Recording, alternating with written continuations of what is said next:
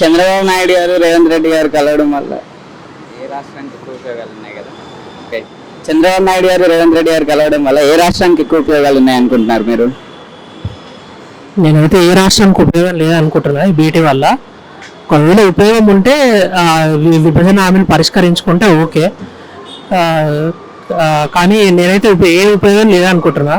ఎందుకంటే వాళ్ళిద్దరు ఒకటే, రేవంత్ రెడ్డి చంద్రబాబు నాయుడు ఒకటే. ఇక ఎట్లా ఇక్కడ రేవంత్ రెడ్డి పరిపాలన కూడా చూస్తున్నాము, ఫ్రీబీస్ ఎక్కువైపోయినాయి, డెవలప్మెంట్ లేదు, ఫ్రీబీస్ చాలా ఎక్కువైపోయినాయి. అది కూడా కొంతమందికి వస్తున్నాయి, కొంతమందికి వస్తలేవు. అది ఏదో డెవలప్మెంట్ మీద కాన్సన్ట్రేట్ చేస్తే బాగుంటుంది, ఫ్రీబీస్ మీద కాకుండా. ఈ ఫ్రీబీస్ అనేవి ఎవరిని అప్లిఫ్ట్ చేయలేరు. ఫ్రీబీస్ తోటి ఎవరినో తాత్కాలిక ఒక మంత్ సుఖపడతాడేమో కానీ, ఒక 2 రోజులు సుఖపడతాడేమో కానీ, ఫ్రీబీస్ వల్ల ఎవరికి ఏం లాభం లేదు. అది రేవంత్ రెడ్డి గారు అర్థం చేసుకుంటే తెలంగాణ ప్రజలు బాగుపడతారు.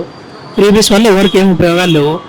ప్రజలను లిఫ్ట్ చేయడానికి ఎట్లాంటి ప్రణాళికలు సిద్ధం చేయాలి, పేదోళ్ళని పావర్టీ లైన్ నుంచి ఎట్లా మీదకి తీసుకురావాలి, ఎట్లాంటి ప్రమాణికలు చేపట్టాలో కొంచెం ప్రణాళికలు రచిస్తే బాగుంటుంది. ఇంకా అభివృద్ధి మీద ఎట్లా కాన్సన్ట్రేట్ చేస్తారు, ఇన్ఫ్రాస్ట్రక్చర్ మీద ఎట్లా చేస్తారు.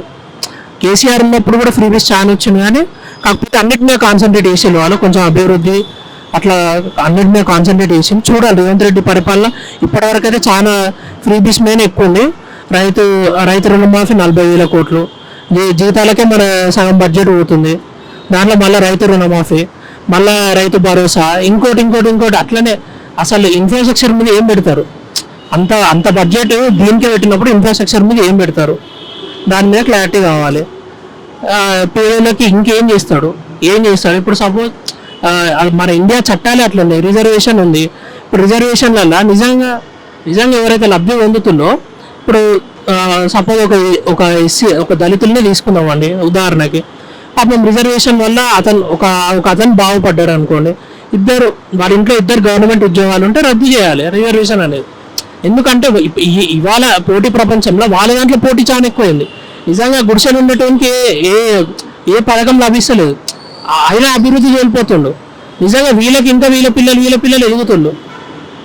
అట్లా ఏం తీసుకురావాలి, దానికి క్యాస్ట్ ప్రామాణికం లేకుండా ఎట్లా చేయాలనేది అందరు కలిసి ఆలోచించాలి.